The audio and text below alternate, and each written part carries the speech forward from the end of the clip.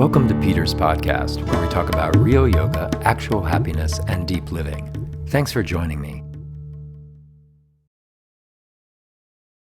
Namaste, Wendy. Namaste, Peter. So good to see you again on video podcast. Yeah, Peter's podcast with Wendy Newton and Runa. Runa's making another guest appearance. See if we can keep her settled down. Today, I wanted to talk about a quote that came from a teacher that we both studied with when we were doing our teacher training, Mark Whitwell, a New Zealand yogi who shares Venkatesananda with Alan Finger and came to New York. As his teacher, as one of his teachers. As a teacher, yeah. Actually, Mark said that he was the one who got him interested in yoga in the first place. He was amazed at the radiance of this teacher. But when we were doing our teacher training, we actually finished our Ishta teacher training and then took an extra training with Mark because we were so intrigued by his thoughts about Tantra and about the body and this sense of we are enough as we are. And even though we may be working or living and doing things, that the notion that we have to get somewhere kind of is a stumbling block in our practice. So I got to spend an afternoon with Mark when I was in Bali recently, and it was lovely to hear him speak again. And he recently wrote on Instagram a really beautiful piece that I thought we could chat about. So this is Mark Whitwell, Heart of Yoga, on Instagram. And he writes, and I'm not going to read all of this because it goes off a little bit into artificial intelligence, as we were thinking like the Chat GPT or whatever it's called. But just the basic premise I thought was something worth discussing a bit. So Mark writes, thought is an extraordinary refinement of the whole body nervous system that culminates in the brain core. Thought is an evolutionary mechanism of life that enabled the human species to thrive. It is all about naming and labeling what is perceived. On this developed what we call knowledge in all fields: science, religion, medicine, yoga, art, agriculture, commerce, etc. In the fields of the knowledge authorities, thought perpetuates itself. It is an artificial intelligence that is no match for the actual intelligence, power, harmony, and beauty that is life itself. Thought uses knowledge to perpetuate itself in endless repetition of habitual patterns. It is artificial intelligence that we mistake to be real. Jai Mark.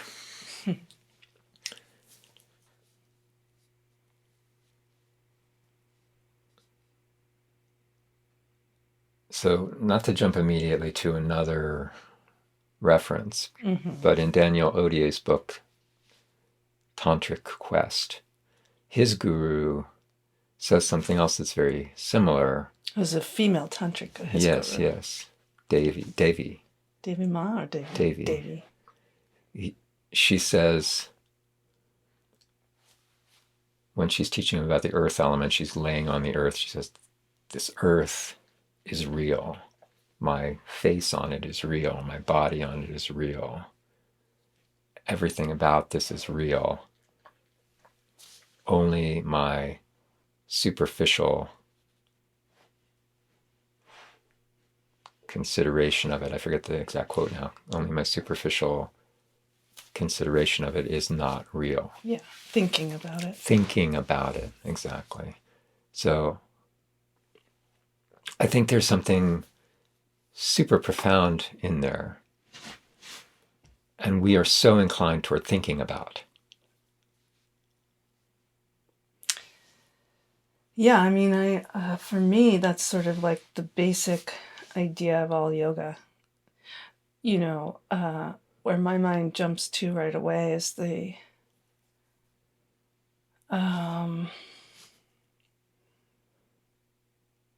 sort of general trend, I think, towards what like is umbrellaed as somatics, because the idea of trying to curtail thinking with thinking, I think, got to the end of its rope. Yeah. And it just doesn't ever work. And It doesn't ever work completely. It doesn't ever.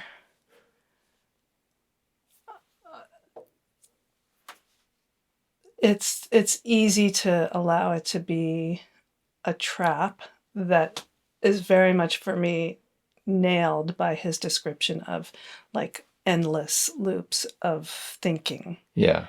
The thought perpetuates itself. Right. But so, if we think about all the layers of who we are, and yoga really gets at this with its 8 limbs, is that, one of the layers that's really kind of like the antithesis of that, or like the other pole of that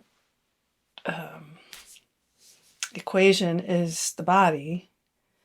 And that's where Tantra comes in. It's like, how do you say it's not real and also it's real? Mm-hmm.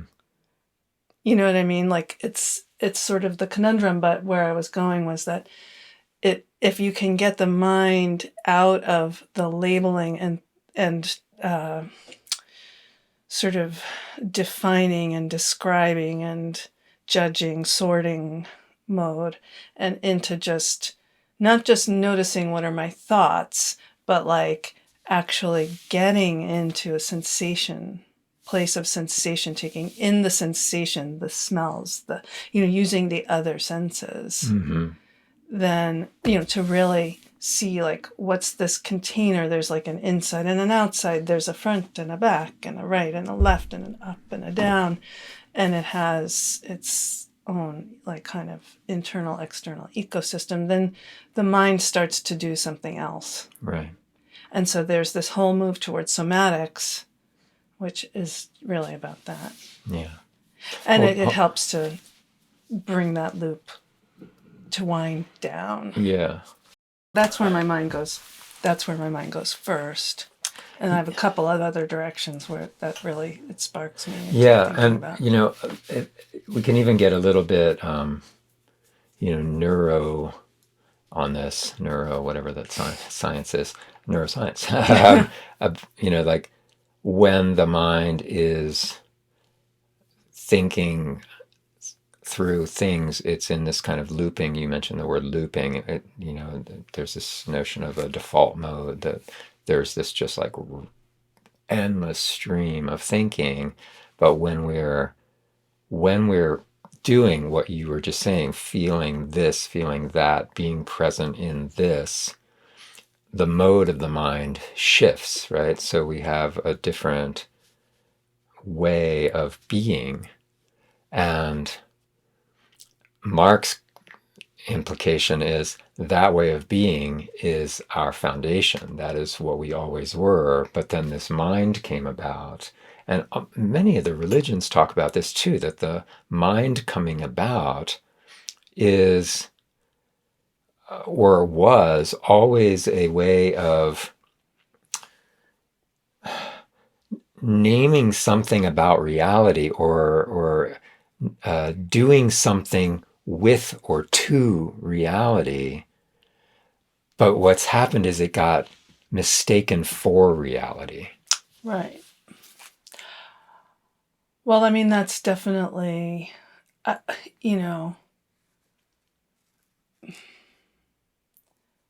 kind of the threshold, I think, because when we're in the mode, and I don't know what we call it scientifically, but when we're in the mode of what I would call not metaphorical, right? We're not like, this is like that. Yeah. We're just like present. Earth. And, yeah. Gary Weber calls it task-oriented mode. So you're like right. you're doing what But I'm you're not talking about that. I'm talking about receptive perceiving. Mm-hmm. When I'm just in receptive perceiving mode. And I think this is like really hard for people to access, like, it's kind of easy for me to talk about because I've spent so long kind of just parsing out for myself through my practice what's the difference. But let me, like, I would say like a lot of the earth-based practices, which I would include Tantra in at its core, are really about being in the experience that is right here, right now, and not getting down whatever various rabbit holes you can go down that are about it. And honestly, I think it's just really hard to find to notice where the mind branches off and does that. Like, to me, that could be like a really foundational learning experience in a whole lifetime, is to actually get there. Like, usually it's not word oriented, it's like experience oriented. And I forget where we just started this, but I just think that it's not, to me, I mean, maybe task oriented is some kind of definition that I don't know exactly about, but it's not it's not action, it's not how we're doing actions. And this is from a practice place. It's how we're being in response to those interactions. Mm-hmm. That we're not we're not going to the next association. Mm-hmm. There's no next association. It's just, this is the thing. Like, I'm eating a mango. I'm smelling the mango. I'm tasting the juiciness of the mango. The next step of like, I love mangoes isn't arising. Right. And mangoes are good for you is not arising. And, all of the associations. I got sick once when I ate a bad mango, not arising. Right. But the idea of how do I come back to that once I notice that a mango is associated with all those rabbit holes, like the question for practice is, how do I get back to just this mango? Right. And the way back there is to let go of all the thoughts, notice they're there, and we've all done this a million times, and just say, just experience the taste. Right. Just experience the smell. Right. Just be in the presence of the feel of the skin and the feel of the juice and whatever goes with that. Which is a kind of a training, I think. And it's a training because of where we get to. Yeah, in Daniel Odier's book again, when he was sitting with Davy and they were going through the various elements and talking about different things, she had a little pot nearby and a little pile of stones. And whenever she would notice that he had gone down one of those rabbit holes, she would throw a stone into the pot, which would jolt him back to the moment, right? But, and that, and just to clarify about the task-oriented, Gary Weber, neuroscientist guy, says, like, meditation is part of that. So it's not just a doing tasks, like doing tasks, but it's like that presence with just where that you're thing, at. That moment. Yes. But yeah. And we are very inclined out of that. But one of the things that, Mark goes on to say, and one of the things that I think is challenging for us in life is when we are in that other way of being, right? When we're in that just present with all our knowledge and all of that stuff still around if you needed it, right, to label something. But while you're in it and doing and just being in the doing or the being or the receiving or the giving or whatever, it's a different relationship with everything that is. You are simply a part then of the universal action, right? Without separating yourself out of it. And that's very quantum also, because like it's the sense of everything just is a potential of whatever until you start to look at it, and then it suddenly takes on a form or a shape or a name, right? To use our current talking language. Yeah. It always comes back to this, for me anyway, this issue of like the more training, the more practice you've done or been doing in your life, the more mature you get in that, or established you get in that practice, the more you can start to be not either in this mode or in that mode, but kind of like it resilient enough to kind of go back and forth fluidly. Yeah. And I think that's really important to remember, that like it's the getting stuck in the one or the other Right. that ends up being the repetitious loop. And like for me, the thing is, it's very hard for the mind to identify when it itself has gotten into that, because I mean, I think the problem is like it's there's this labeling and sorting and identifying and figuring out that goes on kind of naturally just to navigate this plane. But then we can get, like, we sort of establish a way that works, and it becomes pretty functional, and then it becomes kind of like, the nice way to say it is like, you know, kind of efficient. But then the not so nice way to think of it is it becomes habitual, and then we have a lot of trouble letting go of it. And that's like the ego idea of like, I'm separate. This is how I do things. This is how it is. This is what keeps me safe. This is, like, that's all an adaptation. And part of the resiliency of just being in the flow and being here, labeling shit, is that it's overwhelming. It can be overwhelming, and the ego just kind of has to, I think, slowly get used to that, being in that state, and saying, well, that might, I mean, it actually comes down to this idea, especially with what's going on in the world right now, of resiliency versus, kind of efficiency.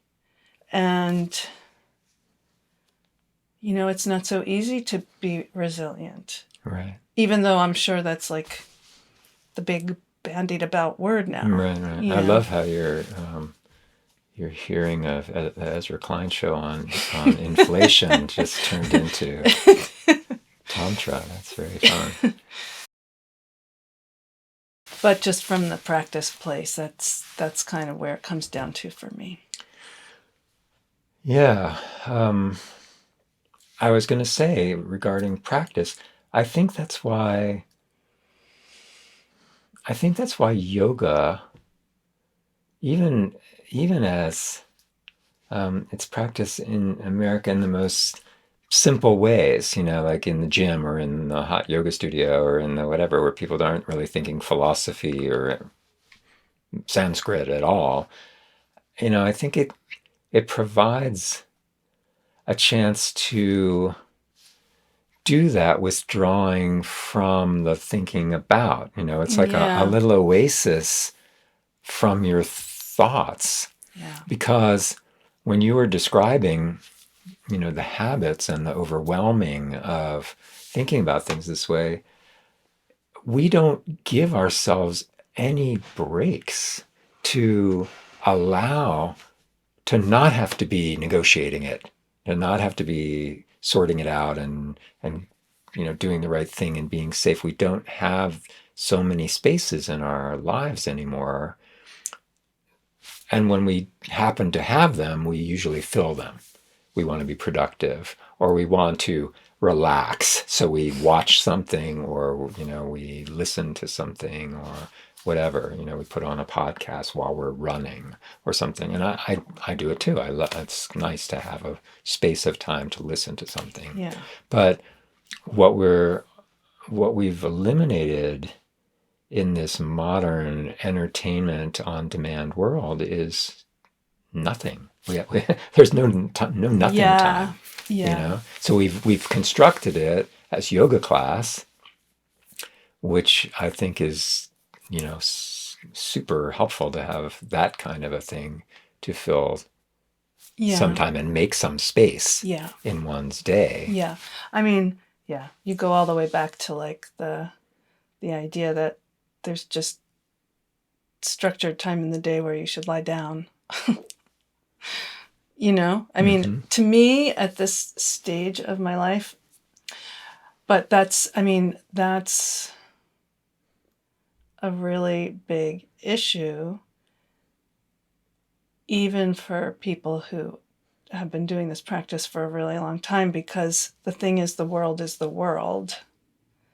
And it's really easy to fold your relaxation practice into doing, like, the mind is set up to do that. So like if you're a yoga teacher and you get into this thing of like, if you're doing shavasana and then you're thinking about how you're going to be teaching shavasana later today, or that sequence, or this sequence, it's like fodder. The wheel just doesn't stop, even if your job is to make it stop, right, or to help people to make it stop. Like I think it's really important to stay humble, kind of, and to like really learn to recognize when you're in it, when you're having a challenge, when all of the things that are human that we do, so that it can be,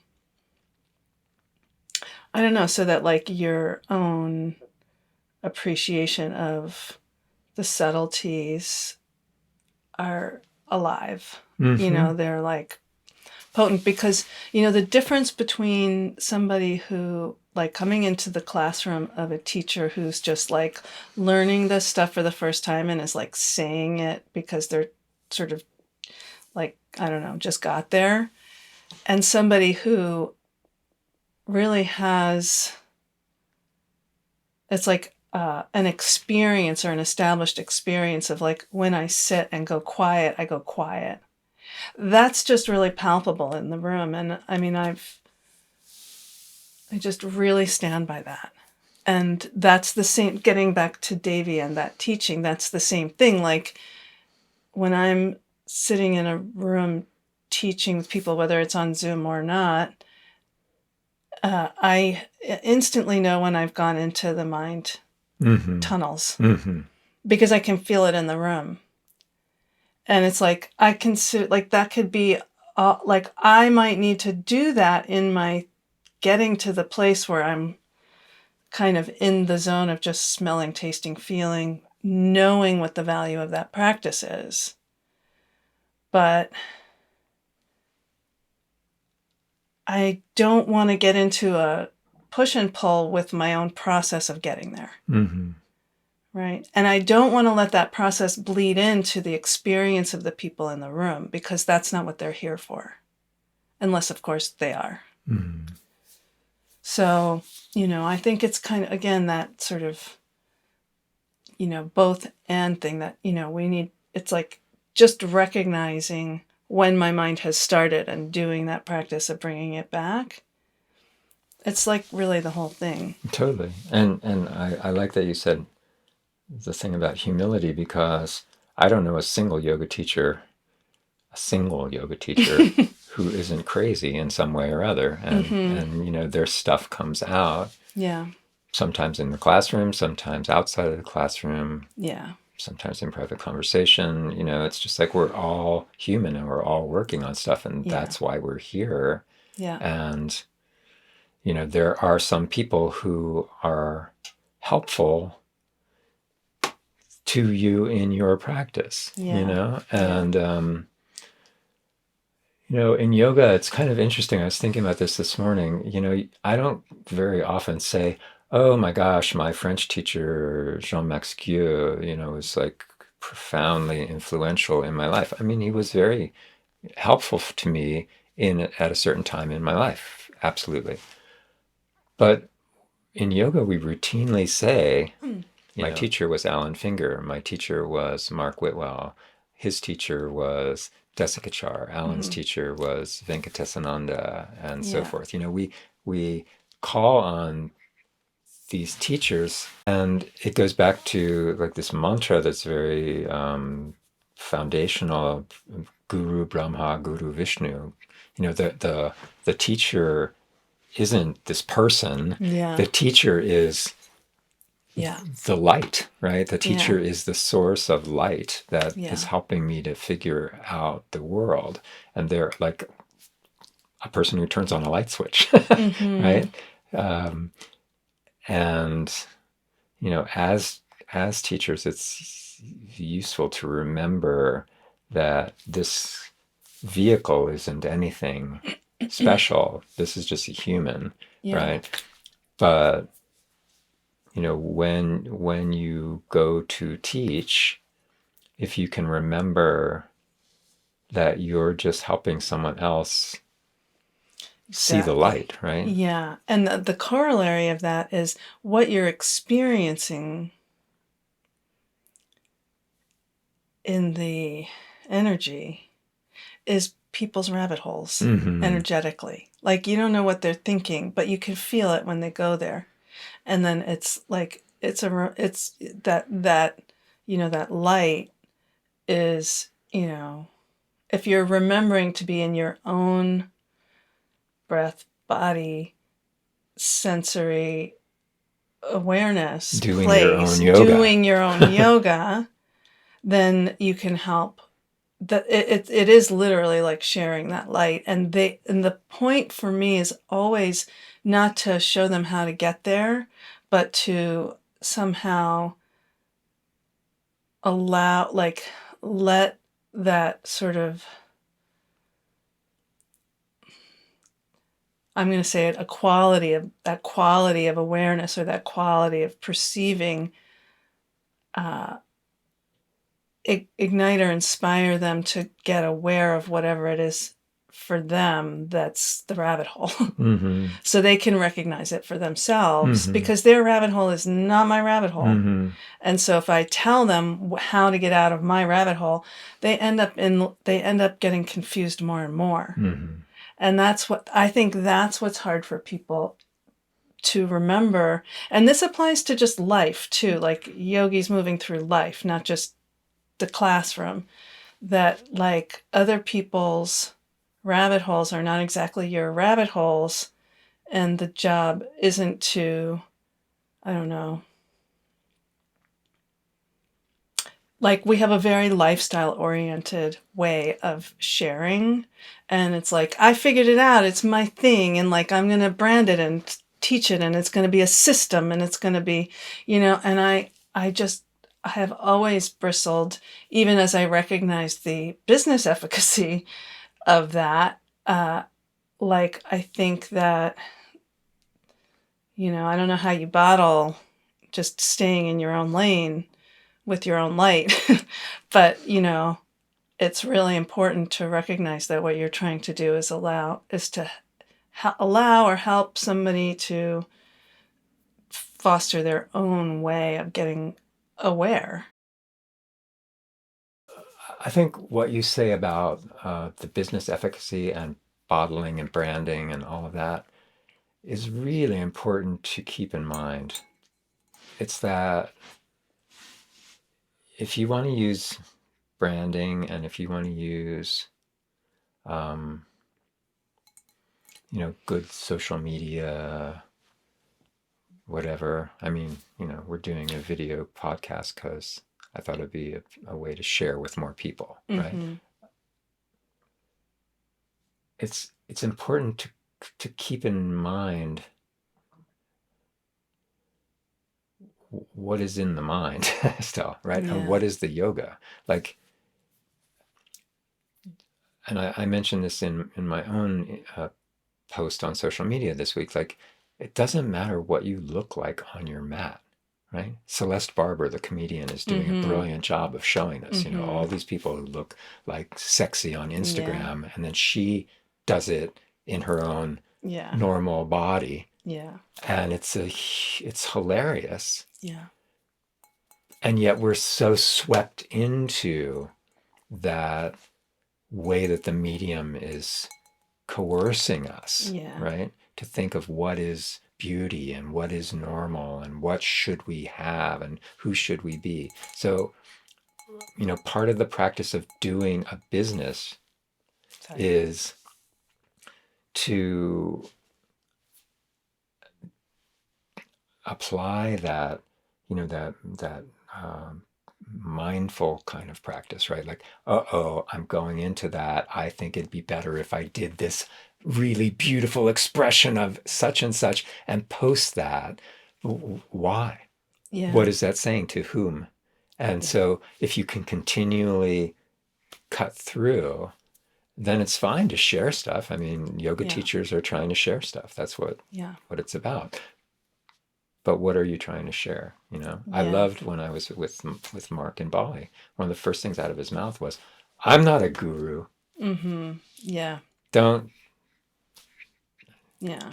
I'm not some guy who knows something magical, special that can fix you." Yeah. You know, it's important to remember, right? Yeah. Even if you are a guru, that's the point. Like, even if Yeah. you are the janitor who turns on the light for someone else while they're doing their practice, right? It's still their practice and they have to do their practice and it has to be a practice. It's not enough that you can do some pretty pose or so Yeah. forth. So I want to address that just really briefly. It's like, um, and this is really for me. I think I got taught a lesson about this, uh, about that from the beginning because for me, it never actually has been about body beautiful, even though I'm a tantrika, because my body is it doesn't do the things that yoga bodies gymnastically like to do. Um, and so, as they say in class sometimes, which I always definitely don't like, if twisting your body in this way is available to you, you know, uh, when something isn't available, it's a non-issue. And so one of the ways that I kind of go around this is to go the other direction. It's like I like to build from the ground up in my own practice. Like, what's my body doing? Where's my body at? How can I honor the body? How can I be with the body as it is? Like, in its dysfunction to start with, whatever that dysfunction is. And it's very, very, very subjective. So rather than have any kind of goal in mind, which we then modify to suit our disability, we just don't go for the goal to start with. We start with what is here and what it is that we're asking the body to do and for what reason, rather than like, trying to achieve that thing and then saying, it's okay if you don't, you Mm-hmm, know? mm-hmm, And I think that's really important. And I think of that as like the true somatic way in, mm-hmm. you know. Yeah. It's like I might get recrafting. to something that is trikonasana or a version of it, but it's because I'm looking to engage with the what my body can do in this shape rather than the shape. Mm-hmm. And that's to me also about like philosophy as well. Like I don't have to go into just mental gymnastics to understand something. It's enough to just kind of get a whiff of it, you Mm-hmm. know? Mm-hmm. Or, I mean, we all do physical or mental gymnastics, but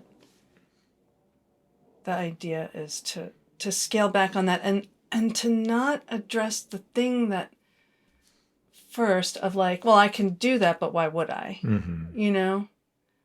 Because I just have a feeling that starts from a place of the problem, not the solution. Yeah. Yeah. That might be a I little can't long. remember if it was Swami Satchidananda in the Yoga Sutras version that he wrote, or somebody who said, like any one yoga pose is enough. Like you can get anything, everything out of just whatever. Yeah. right? That's the old-fashioned way. That's the Tantra notion too. It's like Yeah. anything could be your way in because everything is the same thing. It's Yeah. all, any one thing is a micro of the whole macro. Exactly. So, if we can keep remembering it's okay to want to do stuff. It's okay to have ambition. It's okay to succeed. It's okay to have plans and goals and want the world to be better and all of these things. And every moment is the only time you have, right? Yeah. All those plans, all those thoughts, all those wishes, all those dreams, thoughts, There's that both and thoughts, place. right? Thoughts. And yet, what's this moment about? Right? I remember, and maybe we'll end with this, any comment you have on it, but when I was just out of college, I went on like an adventure, right? I had not traveled much as a young person, and I went to France, and I ended up in the south of France on the coast of some small town, and or maybe it was a big town, but I'm on this coast and there's no rooms in the inns, right? So no rooms at the inns, and so I'm like, oh shit, what am I going to do here? So I noticed there were some people sleeping on the beach, and I'm like, God, I can't believe I have to do this, but I went down and just go sleep on the beach, and in the middle of the night, I'm awakened by some guy. He's like, Deutsch, sprechen Sie Deutsch? I said, no. I said, he said, Francais? And I said, oui. And he said, English? I said, yeah. And so he says, banditos, come here. And so this guy was walking down the beach telling everybody who was by themselves to come join this group of people underneath the esplanade or promenade, whatever it's called, right? And so I was so moved by that. Like when I woke up in the morning and there were just this maybe 30 people under this bridge who had all probably not been able to find a place to stay or were just backpacking and not staying in inns. And here was this burly German guy, and I went into town and I bought a loaf of bread or two, and I brought it, probably it was one loaf of bread because I brought it and gave it to him like a thank you. Thank you very Mm-hmm. much for last night. And he was like, no problem. And then he gave the bread to the rest of the Mm. people. And it was just like such a moving example of doing what's in front of you, right? Yeah. What's present. I don't need this bread. Mm. These people might need this bread, right? Or I'm safe. These people could use my help right now, Mm-hmm. right? And to just do this small act. And God, that was 40 years Yeah, ago. just don't. And It was years I ago. still remember it, Yeah. right? Like it was yesterday. Yeah. It was such a profound, impactful thing about how to act, Yeah. Yeah. And also, like, yeah, so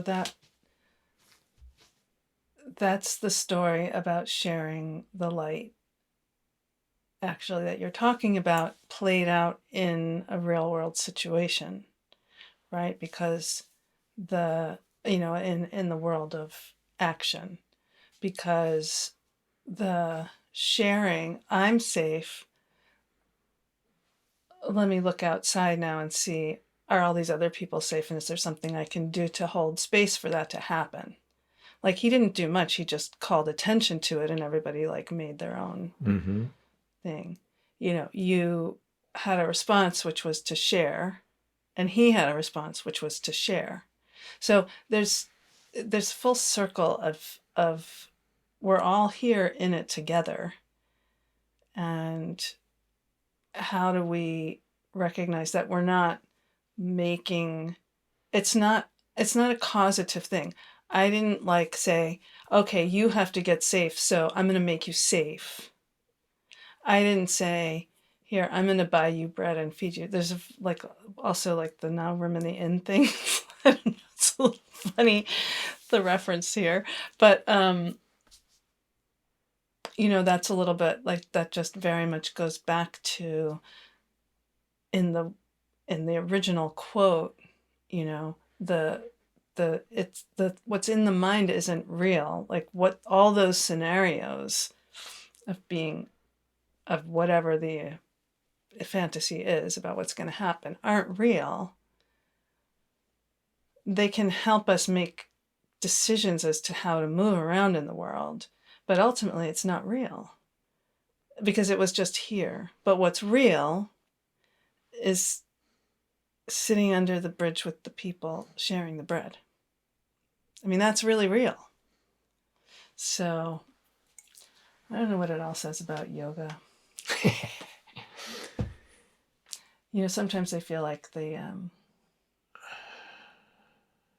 yoga just is this very basic principle. Yeah. Well, Mark put it very succinctly, which was like, do your asana. Yeah. Do the parts that you can do. And you say this so beautifully in your book as well. Yeah. Like there are parts of yoga that you do. And then there's what comes from that. Yeah. Do the part you can do. Yeah. Do it. That's it. Yeah. Namaste. You can clink your glass. And we'll see you next time. Yeah. See ya.